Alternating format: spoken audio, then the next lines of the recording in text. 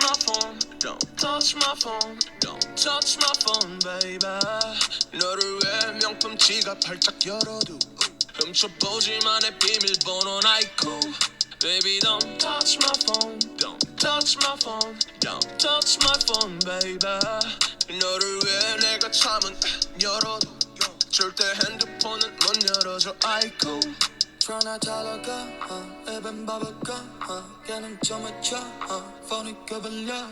우린 거리 사람 눈을 피하려 노력했네. 이런 게 처음이니까 그때 내게 이게 일이 아닌 설렘들만 가득했던 패너시니까 눈은 때론 네 입술이 고여. 그런 여린 망울 또한 pretty 여느 날처럼 떠도 많고 가쁜 아차산 위치 호텔이야. 두루만 거린 틸네 아까 잊어버린 달에 너를 빛내. 들어가는 서로 깊게 맘을 건드려 Making love 스피커 달라 음악 줘. 갑자기 폰이 우리 방에 헤어짐의 불씨가 되고.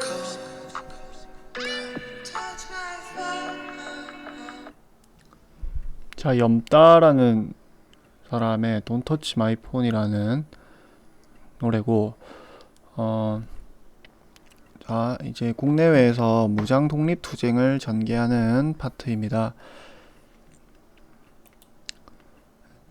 일단 이 1920년대 이제 무장 독립 운동에 대해서 우리가 독립 운동에 크게 두 가지 방법적인 측면에서 두 가지 방법이 있었는데, 외교적인 방법을 추구하는 사람들도 있었고 이제 무장 독립 투쟁을 추구하는 사람들도 있었는데, 대표적으로 1920년대에는 이제 의열단이라는 단체와 또 이제 만주 지방에서 많은 독립군들의 활동이 있습니다. 얼마 전에 봉오동 전투라는 영화가 개봉했는데 그 영화도 배경이 되는 이 봉오동 전투도 바로 이 1920년대 때 있었던 일입니다. 자, 그다음에 이제 의열단의 이제 단장이었던 이 김원봉이라는 인물이 요즘 굉장히 뉴스에 많이 나오는데, 이 인물이 이제 독립유공자인지 아닌지 이거는 실제 수업 시간 때 한번 해보도록 하겠습니다. 일단 의열단이라는 단체에 대해서 잠깐 소개하자면, 이 김원봉이라는 인물이 1919년에 이제 만주에서 조직한 단체가 의열단이라는 단체고, 어떤 개인의 이 의열 활동을 통해서 이제 독립을 추구하던 단체입니다. 그래서 이 박재혁이나 김상옥이나 이 나석주라는 인물들이 이제 일본의 어떤 통치의 가장 핵심적인 장소인 이런 장소들에서 이제 폭탄을 투척함으로써 어떤 저항을 하려고 했던 단체가 이 의열단이라는 단체인데, 이제 1920년대 중반이 지나가면 이 어떤 의열 활동에 대해서 어떤 한계를 느끼고 이제 군관학교에 입학해서 어떤 본격적인 어떤 군대 훈련을 받게 됩니다. 그래서 1930년대에 들어가면 이제 군대를 조직해서 이제 다양한 활동을 하게 되는 게 바로 이 의열단과 김원봉인데, 이 김원봉이라는 인물이 요즘 핫해진 이유는 사실 이 김원봉이라는 인물이 사실 우리한테 잘 안 알려졌었지만, 일본이 잡으려고 했던 독립운동가들 중에 가장 이제 현상금이 높았던 인물이 김원봉이라는 인물입니다. 지금 가치로 이제 계산을 하면 320억 정도에 해당한다는 그런 계산이 있을 만큼 엄청난 현상금이 걸려 있었는데, 이제 실제 독립될 때까지 한 번도 붙잡히지 않았던 인물이 이 김원봉입니다. 요즘 이제 시대가 조금 원래 이 김원봉이라는 인물이 우리에게 안 알려졌던 이유는 뭐 때문이냐면, 이제 해방 이후에 이 사람이 북한에 넘어가서 북한 정권에 참여했었기 때문에 우리나라에서는 사실 거의 언급되지 않았습니다, 김원봉이라는 인물이. 근데 이제 시대가 조금 바뀌면서 이 사람이 이제 조금씩 이제 영화나 드라마 같은 곳에도 이제 등장하고 있는데, 영화 암살해 보면 이제 이 사람의 어떤 흔적이 조금 나옵니다. 이 근처에 대한민국 임시정부가 있다던데. 너 뭐하는 놈이야?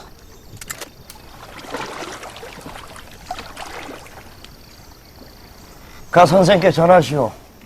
나 밀양 사람 김원봉이요. 야, 약상 김원보이. 오랜만일세. 내 결혼식 갈라 그랬는데 못 갔어. 미안했네. 아니 그걸 왜 북경이 사고 그래? 안 섭섭하지? 저도 사모님 장례식장에 못 갔는데 뭐 숨어 지내는 형편끼리 경조사는 무슨. 얼굴 아늑합니다. 만큼 방에서 급히 도망오느라 그냥 그래. 알려져 있습니다. 그래도 있을 건 다 있어. 사회주의 입법부, 운동에 대해서 사법부, 김구 선생님이 행정부, 연구했기 식사정이고. 때문에 뭡니까? 나야 핫발이라 그런 것까지는 모르고 영화에선 친한 것처럼 여기 나오지만 이세광 대원하고 같이 가서 약산 김원봉을 만나세요. 상해 미라보약원에서. 김원봉이 나를 찾아? 야, 이거 감격스럽구만 이래. 추상욱, 안우균, 묘니 지하사 주유지, 고노 산링원, 김원봉 또 미라보대하고. 김원봉과 그러노까 오왔다리다나. 이시연이 아대룬다. 이시연이 가. 밀어보 가는 거 아닌가 황덕삼. 주상옥. 야 뭐야 우리 가는 데마다 우리 이름 다 알아. 다시 누구야? 나 김원봉이요. 이렇게 영화에서 보면 굉장히 김원봉이 대단한 인물인 것으로 나오죠. 실제로도 엄청나게 대단했었고, 자, 이 인물에 대해서 우리가 좀 더 나중에 실제 수업 시간에 와서 좀 더 자세히 알아보도록 하겠습니다. 자, 그리고 이제 실제 이제 군대를 조직해서 했던 무장 독립 전쟁을 추구했던 사람들을 이제 외교 활동을 통한 독립에 대해서 좀 회의적으로 생각을 하면서 주로 이제 간도 지방이나 만주 지방에서 활동했던 방법론입니다. 그래서 우리가 이 지도를 보면 이제 이 압록강이랑 두만강 건너 이 지방을 이제 간도 지방이라 부릅니다. 간도 지방. 그래서 이 두만강 건너를 북간도라고 부르고요. 북간도. 이제 압록강 너머를 보통 서간도라고 부릅니다. 그래서 만주지방이라고 표현할 때는 이 넓은 곳을 다 통틀어서 부를 때 이 만주지방이라고 부르고, 이 바로 건너를 부를 때 간도라고 부르는데, 이 간도 지방이 우리나라 동포들이 이제 어떤 일본의 국권 침탈이나 이런 걸 통해서 살기 힘들어지면서 많이 건너가서 살고 있었기 때문에 독립군들도 이제 이런 우리나라 동포들이 많이 살고 있는 이런 마을들 근처에서 이제 근거지를 많이 둡니다. 그래서 우리가 이제 기억해야 될 전투가 이 두 가지 전투입니다. 봉오동 전투와 이제 청산리 대첩이라는 전투고요.